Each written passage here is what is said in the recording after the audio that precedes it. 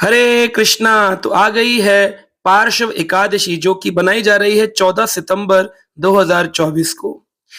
ये बहुत ही विशेष एकादशी है। युधिष्ठिर महाराज ने भगवान श्री कृष्ण से एक बार यह प्रश्न किया था कि इसके अधिष्ठात्री विग्रह कौन है, इस एकादशी का नाम क्या है। तो भगवान श्री कृष्ण ने बताया था इस एकादशी को जयंती एकादशी भी कहते हैं। इसकी महिमा के श्रवण मात्र से व्यक्ति के पूर्व जन्मों के सभी पाप निवृत्त हो जाते हैं।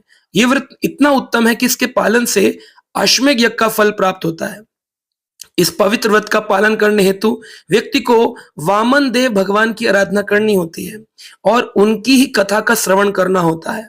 तब भगवान ने बताया था कि श्री कृष्ण ने कहा, हे नृपश्रेष्ठ, एक पूर्व घटना बताता हूं जिसके श्रवण से ही समस्त पाप नाश हो जाएंगे। तो त्रेता युग की यह घटना है। त्रेता युग में बलि नाम के एक राजा थे जो कि प्रहलाद के पुत्र विरोचन के पुत्र थे।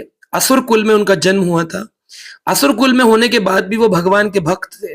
भगवान ने एक बार वामन रूप धारण करके उनसे 3 पग भूमि मांगी थी और उन्होंने अपने गुरु का त्याग कर शुक्राचार्य का वह भूमि उस बोने बटुक ब्राह्मण वामन देव भगवान को प्रदान करी।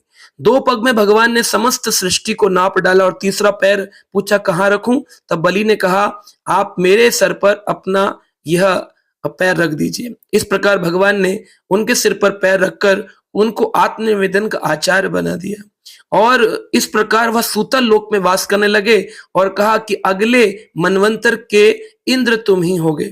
तब भाद्रपद शुक्ल पक्ष की परिवर्तनी एकादशी के दिन विरोचन पुत्र बलि ने अपने घर में एक विग्रह स्थापित किया वामन देव का, क्योंकि वामन देव ने वादा किया था जिस भी द्वार से सूतल लोक के तुम निकलोगे मेरा दर्शन पाओगे। तो उन्होंने अपने प्रेम से वामन देव भगवान को बांध लिया था। तो एकादशी के दिन इन्हीं वामन भगवान की लीलाओं का श्रवण करना होता है और इसके अगले दिन यानी इस बार 15 सितंबर को हम बना रहे हैं वामन द्वादशी। तो द्वादशी वाले दिन लोग पूछते हैं भगवान का प्रकट हुआ है, प्राकट्य है, तो क्या व्रत करना होता है? नहीं। अगर आपने एकादशी वाले दिन ही यानी 14 सितंबर को दोपहर के 12 बजे तक निर्जल व्रत कर लिया और उसके बाद फिर आपने एकादशी का प्रसाद ग्रहण किया तो आपको वामन द्वादशी वाले दिन कोई अलग से व्रत करने की जरूरत नहीं है। पारण में के समय ही आप वामन भगवान की कथाओं को श्रवण कर, अधिक संख्या में जाप कर, उनकी विग्रह की स्मरण कर, दर्शन कर, भोग लगा के आप अन्न ग्रहण कर सकते हैं। यानी वामन द्वादशी पर कोई व्रत नहीं होता है। उसका व्रत पहले से ही एकादशी वाले दिन 12 बजे तक दोपहर तक निर्जल रह करके हो जाता है। तो 2 व्रत एक ही में मिल जाते हैं, अलग से कोई व्रत करने की आवश्यकता नहीं होती है। तो ये एकादशी पार्श्व एकादशी, परिवर्तनी या फिर जयंती एकादशी के नाम से बड़ी प्रसिद्ध है।